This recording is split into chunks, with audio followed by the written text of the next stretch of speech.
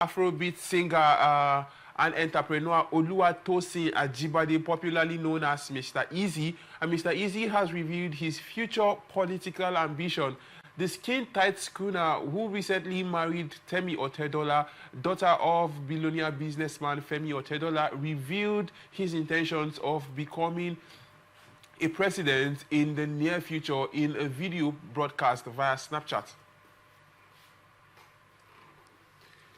He disclosed that he has been considering running for presidency in Africa, in an African country for a while. He says, and I quote, "I have been thinking about it. I think it's time to share it with you guys.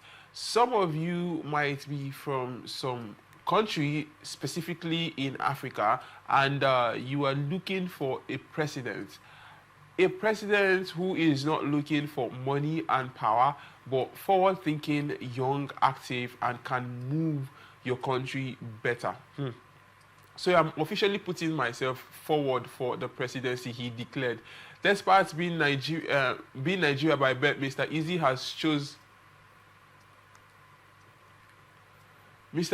has a close infinity with Ghana, where he studied and also launched his music career. He has reportedly stated that Ghana influenced his style of music, which he called Banku music. In recent years, more Nigerian celebrities have ventured into politics, both in elective and appointive positions.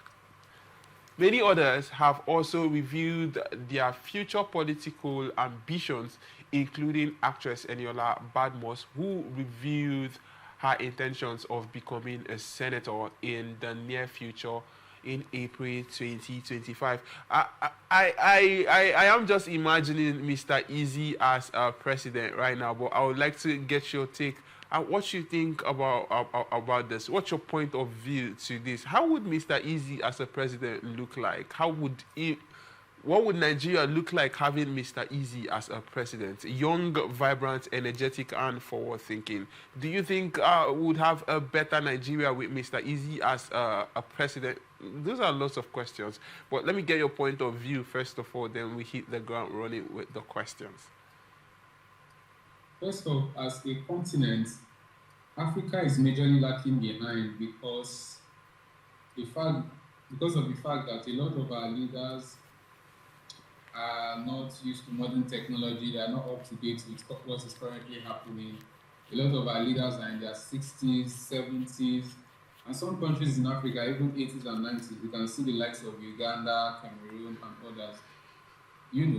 So if we have a young president, look at the countries where we have young presidents in Africa.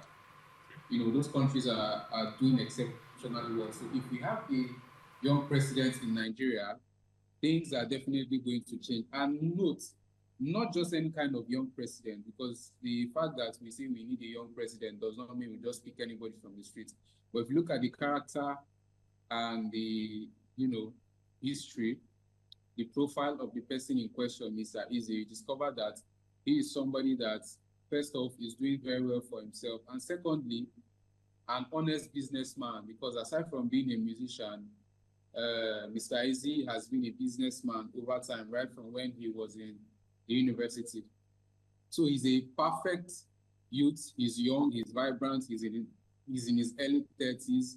He has good businesses going for him. He knows what's happening in the current economic space, current global space.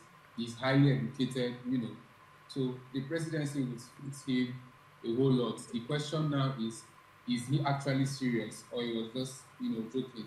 And if he's serious, who are the people willing to support him? Are we going to, let down tribalism, let down godfatherism, let down the cabal system? Are we going to take that off the table, and see if we give him a level playing ground? Because Nigeria actually needs a young president. The last time we had a young president was during our military rule. Since the inception of democracy, we have never had any president who is in his 30s or 40s. It has always been in their 50s 60s and 70s. So it's time to try something new. But the main question is, are the people going to allow him? Aside from the fact that the politicians may or may not allow him, are the youths going to take off tribalism, take off partiality, and also support this young and vibrant man? He'll make a very good candidate, if you ask me.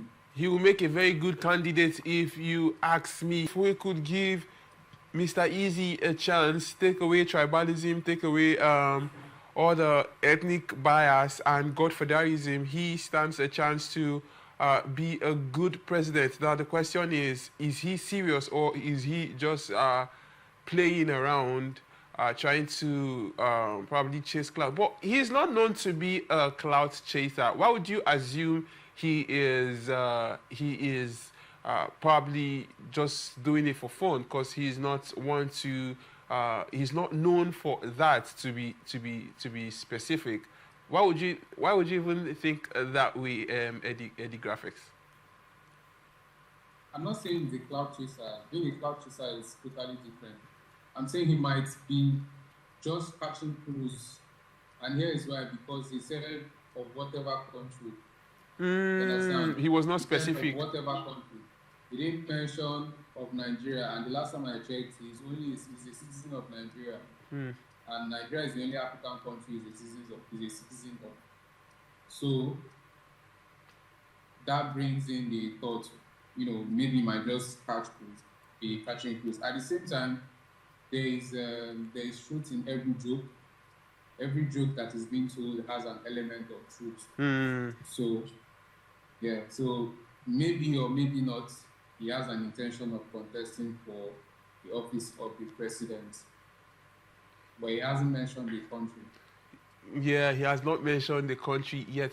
Now, what are the chances that if he runs for election, the likelihood that the young people would actually support him? Well, if he comes out, he's going to get massive support from the youth. First of all, because he's popular. Okay. He's an entertainer. Politics is all about popularity. It's actually very, very popular among the youths. Might not be popular among the elderly generation, but he is popular among the youth. That's one. The number two is that he needs, a very good platform.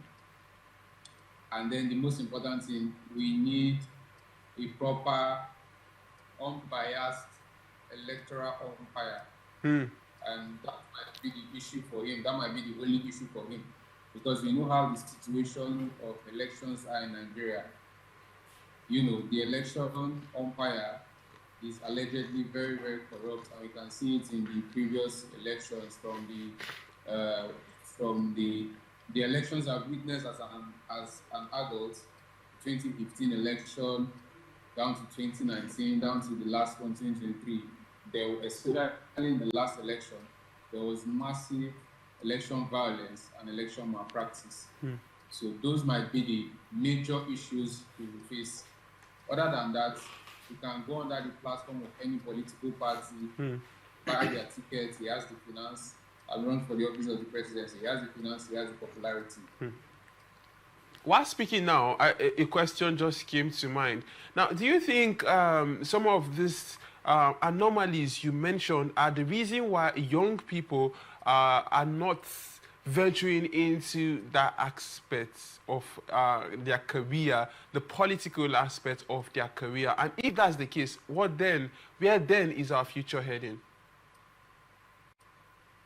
I mean, that's the major reason, because a lot of people see it as a total waste of time. What's the essence of going out to vote when your vote does not count?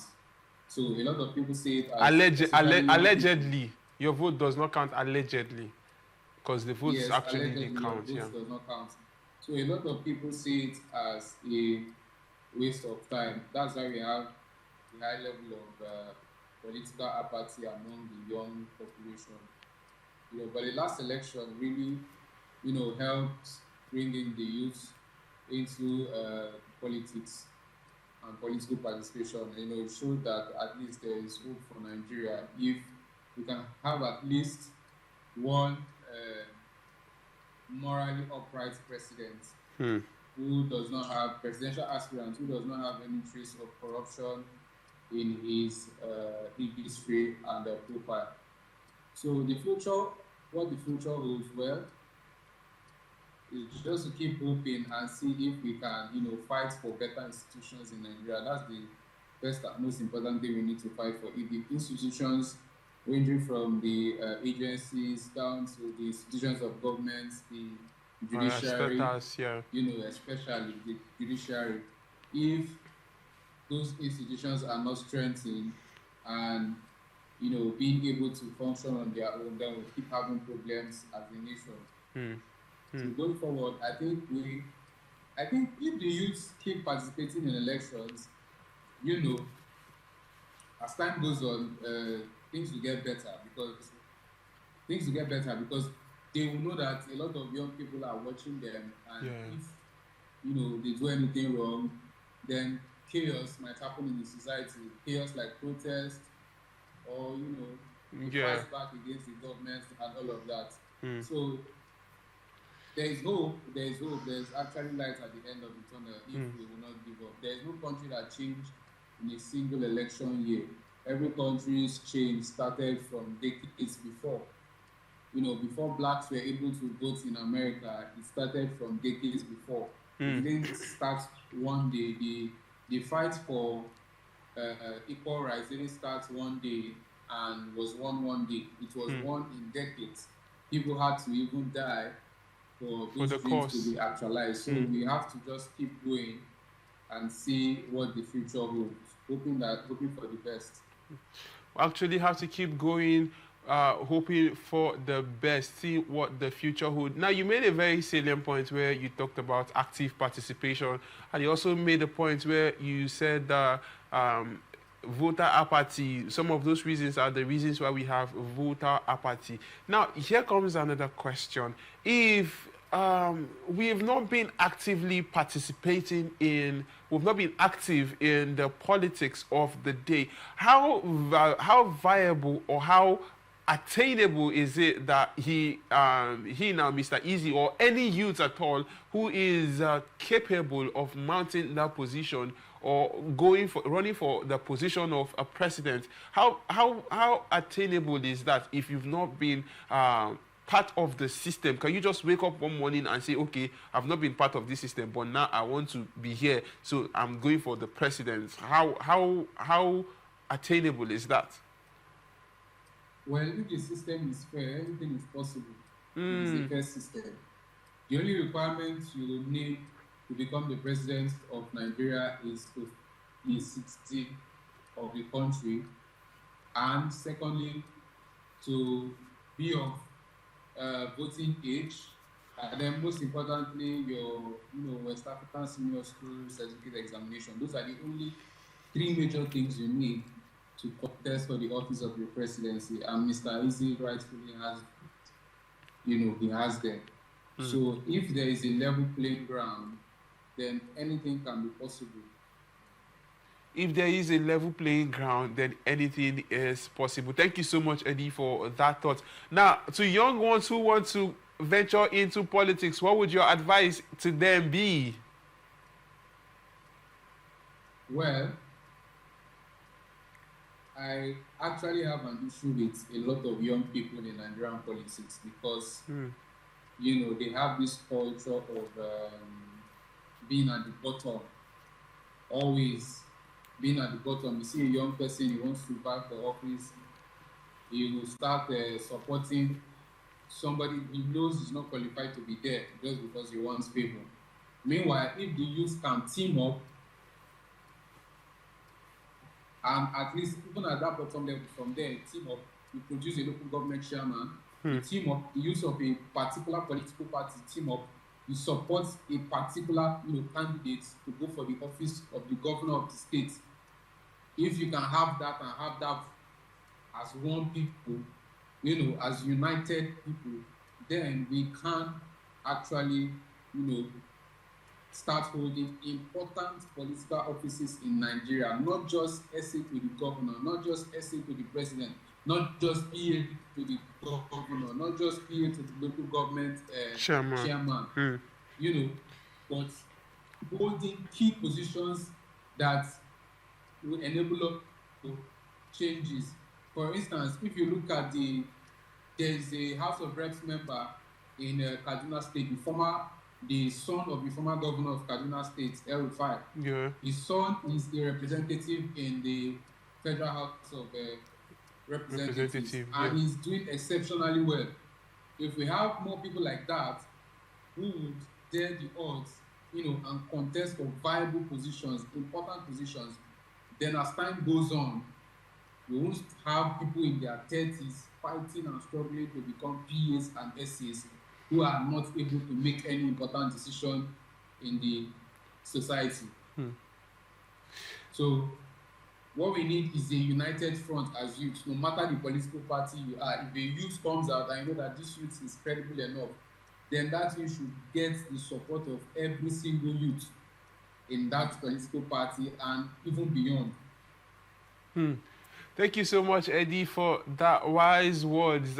If the youth, we have a united front and support any youth that comes out, regardless of party affiliations, then that is when we are ready to get it right. He says, let's go beyond just being essays to the president, the senator, the essays to this, essay to that. Let's start going for very key positions and very strategic ones so that we can have the opportunities to change the narrative and leave all the talks and do the work.